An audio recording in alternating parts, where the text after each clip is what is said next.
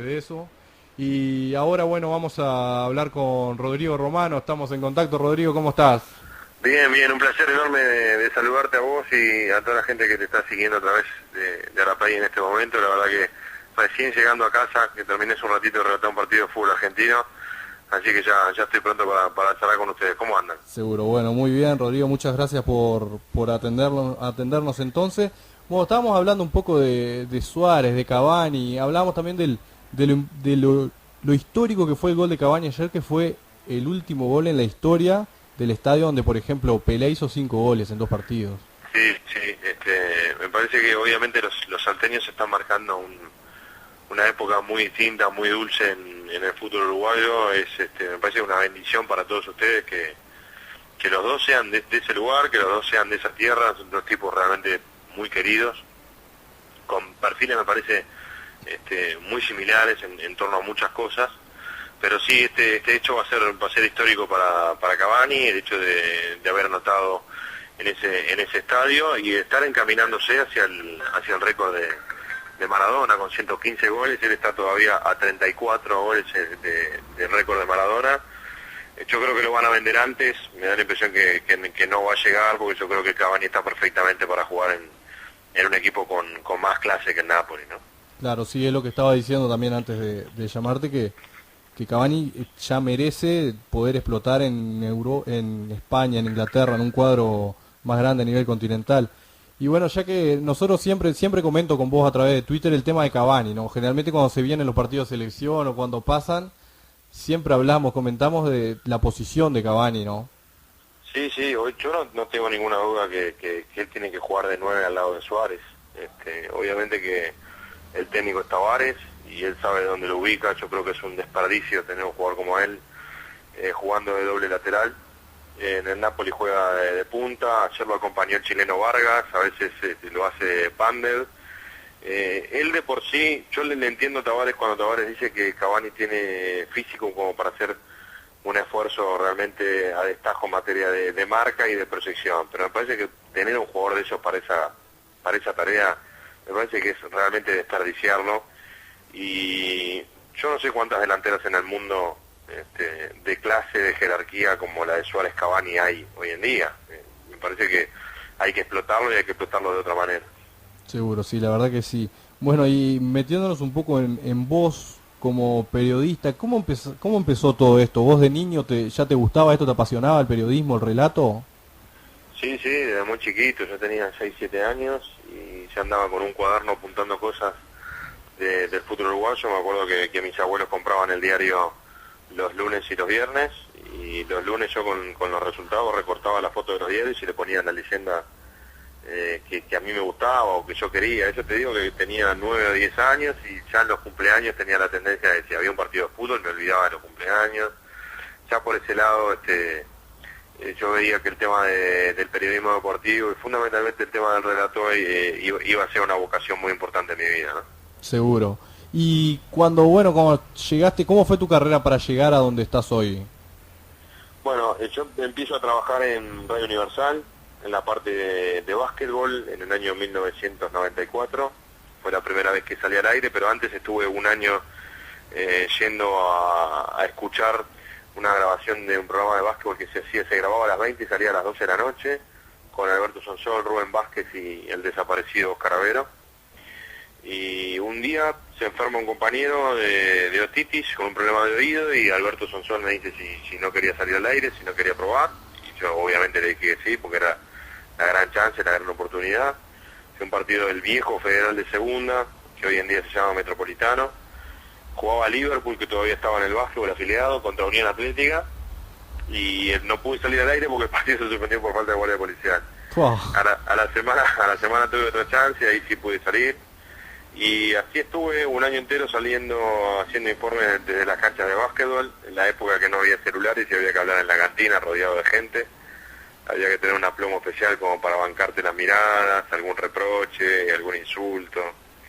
Y después pasé al fútbol, porque un día también Kessman le preguntó a Sonsol, había una doble transmisión, Universal transmitía un partido de Peñarol con Bazáñez y Kessman alquiló una onda en Radio Mundo y precisaba una persona que estuviera en los estudios centrales para hacer la tarea de información.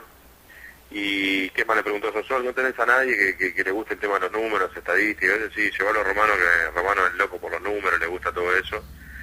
Y fue la primera vez que salí en el fútbol, después pasé a los vestuarios y terminé haciendo cancha hasta que en el año 97 me hicieron una prueba de voz para torneos y competencias del Uruguay, que era la que tenía los derechos antes de Tenfield, y ahí relataba partidos de cancha chica, y en el año 99 empecé a relatar el fútbol por Tenfield.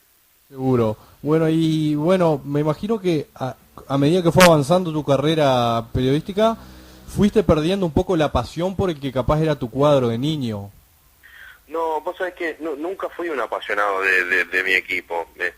Prácticamente no recuerdo de chico idas al estadio. A mí me criaron mis abuelos. Me parece que eso influyó mucho como para que la crianza, por ejemplo, no me hayan incentivado a jugar al fútbol, a hacer deporte, ese tipo de cosas. Vos cuando de repente estás con tu padre me parece que es distinto. Entonces la metamorfosis, el cambio de hincha o de aficionado común o de fanático, que en este caso no se aplica para mí, no me alteró en nada cuando yo pasé a tomar un rol absolutamente imparcial y neutral en la tarea que yo tenía que hacer. Por eso nunca me afectó ese cambio. Claro. Y bueno, ¿recordás entonces el primer partido que relataste así para todo Uruguay? Sí, fue un partido amistoso de Uruguay con Costa Rica. Estaba en plena transición de torneos y competencias a Tenfield. Estamos hablando de junio 99, uno de los primeros partidos que dirigió Daniel Alberto Pasarela.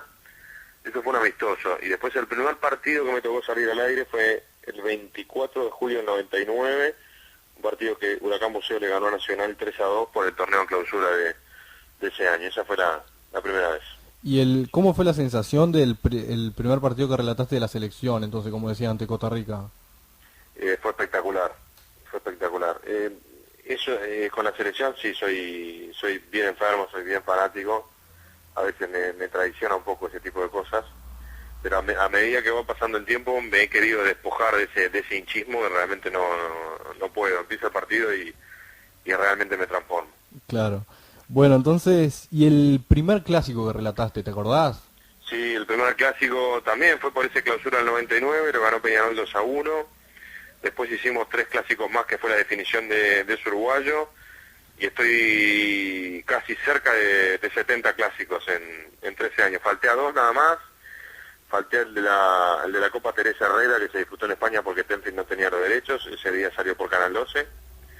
Y falté también a uno de un verano, que yo estaba en un torneo sudamericano sub-20 y no lo pude relatar después. No falté ninguno más. Claro, sí, la verdad que impresionante los números. Y bueno, quería llegar en el momento del Mundial 2002, que fue el primer mundial que relataste a Uruguay. Sí, ese fue el primer mundial que relatamos, que no sé si te acordás o si la gente lo recuerda. Fue un mundial que empezaba muy temprano por el tema de los horarios, por jugarse en Corea y Japón. Y ese mundial, el que tenía los derechos era Fasano, el director de la República, del Multimedio Plural, y prácticamente terminó arreglando con los canales faltando 4 o 5 horas para que arrancara el mundial. Ese primer partido de ese 2002 fue el de Francia con Senegal, que se termina ganando Senegal el partido, 1-0, si no me falla la memoria. Sí, sí. Y también a las 4 o 5 de la mañana nos avisaron que teníamos que relatar nosotros ese primer partido, que después quedamos para los Juegos de Uruguay. Yo en el 2002 obviamente que sabía que no iba a ir porque Tenfield no tenía los derechos. Yo fui viendo cómo eran las cosas de los derechos a partir de empezar a transitar en el periodismo, ¿no? Muchas veces los periodistas vamos a los lugares de los acontecimientos en base a si la empresa que estamos trabajando tiene los derechos o no, y a veces teniendo los derechos no vamos, o sea, se hace de otra manera. Pero ese mundial, me acuerdo que la jornada del 11 de junio fue una jornada muy atípica, porque el partido con Senegal empezó a las 3:30 de la mañana, perdimos 3-0 el primer tiempo, era un desastre. Yo la verdad que tenía una gana de agarrar toda patada y irme a dormir, pero bueno, obviamente que no podía, porque me tenía que quedar todo el partido, pero me parece que ese día hubo récord de personas que se acostaron con el 3-0 y se levantaron a la mañana siguiente con el 3-3. Sí, quería llegar a este partido para preguntarte Un poco que el cambio de sensaciones que habrá tenido en el entretiempo, a mitad de todo el partido, fue, la verdad, Sí, fue rarísimo, fue rarísimo. El partido lo hicimos con Martín Charquero, teníamos los dos 10 años menos, o sea, vivíamos las cosas de otra manera, y los dos no decíamos lo mismo, ¿no? Esto es un espanto, es un horror, ¿cómo se hace para sacar esto adelante? Sin embargo, el equipo cambió radicalmente con los cambios que hizo Púa, con las variantes, y terminamos prácticamente dando vuelta a un partido que hubiera sido maravilloso, porque además nos hubiera permitido pasar a los octavos de final y no quedar eliminados. Pero ese sí, eso fue un partido de frustraciones y de sensaciones espectaculares a la vez. claro. ¿Y qué sentiste al momento del el famoso cabezazo del Chengue ese que le ahorró? Y me parece que lo hicimos todos eso, ¿no? Ese fue un movimiento de atinar a ayudarlo en una fábula al Chengue Morales. Lamentablemente esa pelota no entró y hubiera sido formidable. Claro. Bueno, y después pasaron los años y una anécdota que también queda en la cabeza de la gente fue en el partido contra Venezuela, que empezó el lío que te empezaron a tirar hielos a vos, a JC. Sí, ese partido fue también muy raro porque estábamos totalmente desprotegidas. El estadio de Puerto Ordaz, donde se jugó ese partido, tiene un palco cerrado de punta a punta, que se lo mandó a hacer Chávez, le salió $3 millones en ese estadio, y después no hay cabinas, hay pupitres al aire libre, teniendo en cuenta además que la temperatura es formidable en esa ciudad, están todo el año con 30 grados, pero también trabajás entre la gente, y bueno, llegó el gol de Venezuela, el primero, que te acordás que lo hace Giancarlo Maldonado apenas empieza el partido, Sí. después viene el empate, el segundo gol, y ahí fue un descontrol absoluto, porque Borsi también estaba con la cámara de él y gritó el gol muy fuerte, y bueno, ahí empezó a llover absolutamente de todo. Primero nos tiraron agua, cerveza, me parece que nos tiraron alguna otra cosa también por cómo quedó la ropa, hasta que empezaron a agredirnos con hielo, nos tiraron muchísimo hielo, a mí uno me pegó en el labio, y la verdad pensé que lo mataban ese día, porque era toda una tribuna contra 6-7 personas y nos salvaron los coraceros, si no hubiera sido mortal. Sí, la verdad lamentable la poca seguridad que hay entonces en ese estadio. Bueno, después llegó el Mundial 2010, que ahí sí te tocó ir al lugar de los hechos. Sí, ese yo me entero más o menos ya empezó el 8 de junio, yo me enteré a fin de marzo que iba, me pidieron los datos para la acreditación y la verdad que fue un sueño. Era como concretar un sueño, porque yo toda la vida había querido relatar a Uruguay en un mundial, en la cancha, y bueno, yo sabía cómo eran las reglas, que la prioridad para relatar a Uruguay la tenía Moar, porque los derechos eran de Canal 10, que se terminó asociando con Tenfield, pero el dueño de los derechos era el 10, y el relator del 10 es Roberto, y en una de las últimas reuniones de producción, de las tantas que hicimos, me dijeron, bueno, se van a alternar un partido cada uno, y a mí me tocaba el segundo. Él empezó haciendo el de Francia, yo hice el de Sudáfrica, él hizo el de México para cerrar la serie, yo hice el de Corea de octavo de final, él hizo el de Ghana, y a mí me tocó la semi con Holanda, y él hizo el de Alemania, el del tercer puesto. Y obviamente que la jornada que me tocó ir a la cancha, Pretoria, el día que le ganamos a Sudáfrica, es un día que no me voy a olvidar nunca más, porque además se dio la particularidad que fue el cumpleaños de mi hija, y en el 10 me tenía preparada la sorpresa de un enlace satelital para hablar con ella, cumplía 5 años, era su primer cumple que yo no estaba, y eso fue faltando 45 minutos para empezar el partido, y me desarmaron en lo psicológico, porque yo estaba súper preparado, remetido con el partido, y hablar con Martina, primero fue un descargue emocional muy grande, pero también me llenó de muchas pilas, ¿no? Y después, bueno, el 3-0 fue Claro, sí, realmente después fantástico. las emociones vinieron solas en ese partido. Sí, porque además era ganar un partido en un mundial después de 20 años, ¿no? Atrás había quedado el gol de Fonseca En el 90, sí. el 90, exactamente. Sí, la verdad que es increíble lo que se vivió en ese mundial, que se fue con mucho menos expectativas y fue un cambio rotundo también para el plantel y para la selección, porque Uruguay entró de casualidad al mundial, lo pudo perder perfectamente con Costa Rica y bueno, llegó a los tumbos y luego fue el último en volver. Sí, son esas cosas que se dan, ¿sabes? Esas cosas que a veces se dan en torno al magnetismo de un grupo, la energía positiva. Este es un grupo que tiene una energía positiva que es realmente tremenda. Yo que comparto los viajes con ellos en los aviones, en los charters, se llevan muy bien entre ellos, no hay egoísmo de ningún tipo, cada uno tiene claro su rol, hasta dónde va y hasta dónde no puede ir, y me parece que eso es una de las claves y uno de los sellos que le ha podido dar Tabárez. Obviamente que los resultados, cuando acompañan, el laburo se desarrolla mejor, las tareas se hacen de otra manera, las sonrisas aparecen y no tanto los gestos adultos. Después se pudo coronar con la Copa América, y ahora ojalá que el 2013 nos encuentre con resultados positivos como para ir al Mundial de Brasil. Seguro, sí, te iba a decir que después te diste el gusto de relatar la final de América, que te emocionaste mucho al final del partido. Sí, fue una emoción muy grande, porque relatar a Uruguay campeón, hacía mucho tiempo que no pasaba. Yo me acuerdo que en el 95 fui un espectador más en el Estadio Centenario, en aquel domingo que se definió contra Brasil por penales. Y bueno, 16 años después me encontraba relatando para todo el país, a través de todos los canales, a través de todos los cables. Se me vinieron muchas cosas a la cabeza de cuando era chico, de cuando hablaba de fútbol con mi abuelo, cuando escuchábamos el partido juntos en mi casa. Y fue una experiencia realmente increíble, pero no solamente la final. El partido con Argentina en Santa Fe, el penal de Cáceres, es uno de los gritos de gol más emocionados de mi carrera. Va a ser muy difícil igualar un grito de gol para mí, que sea una mezcla, de que salga mitad de la garganta, mitad del corazón, ¿no? Claro, sí, además en la final, digo, desde el cabezazo de Cuates que la taparon con las manos, se sabía que yo sentía por lo menos que Uruguay ganaba el partido. En lo previo, ¿sabes?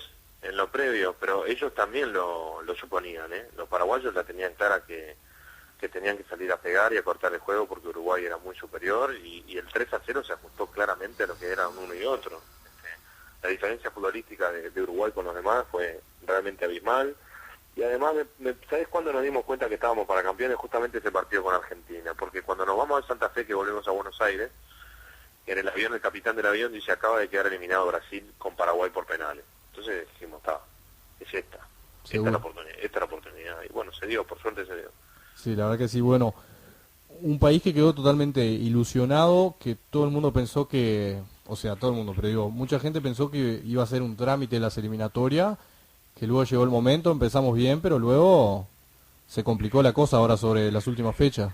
Sí, está complicado, y me parece que va a estar complicado hasta el final. Yo tengo realmente mucha fe de que vamos a clasificar, pero lo que pensábamos todos de antemano que iba a ser un trámite se complicó mucho, ¿no? Teníamos una gran diferencia de goles que se evaporó con las goleadas que recibimos con Colombia, con Argentina y con Bolivia. Yo creo que si Tabárez acomoda las piezas en el equipo, si hace algunos cambios, como por ejemplo lo que hablábamos en el comienzo de la charla, el tema de Cavani, yo creo que Uruguay está para ganarla cualquiera de vuelta. Obviamente que sería muy importante sacar 4 puntos en marzo. En que hablar que hay que ganarle a Paraguay, que está último, y tratar de no perder en Chile, que ahora Chile va a llegar diferente porque tiene técnico nuevo. Sí, un muy buen técnico todavía. Sí, es un gran entrenador, Jorge Sampaoli. Pero todos los partidos van a ser difíciles, todos los partidos van a ser complicados, porque además nos quedan solamente 3 juegos en casa, hay que jugar 4 partidos afuera, de los cuales 2 son los que comparten la posición con nosotros, que son Chile y Venezuela. Chile, que seguramente va a ser un rival muy duro, Venezuela, que ha sido nuestra piedra en el zapato de los últimos 10 años, así que yo le digo a la gente que cuando ve Uruguay se ajuste el cinturón, obviamente que lo vea con la ilusión, con la esperanza, con mente positiva, pero que no va a estar ganado de antemano y seguramente va a haber que luchar hasta el último momento. Claro. ¿Y vos pensás que habría que incluir algún otro jugador en el plantel? No, yo creo que no, yo creo que el grupo está cerrado. Me da la impresión que no hay un jugador claro como para colocar. Mucho se habla del Chino Recoba. Yo creo, con todo respeto para el fútbol que está desarrollando el Chino, que es muy bueno a nivel local, me da la impresión que a nivel internacional ya no está Recoba.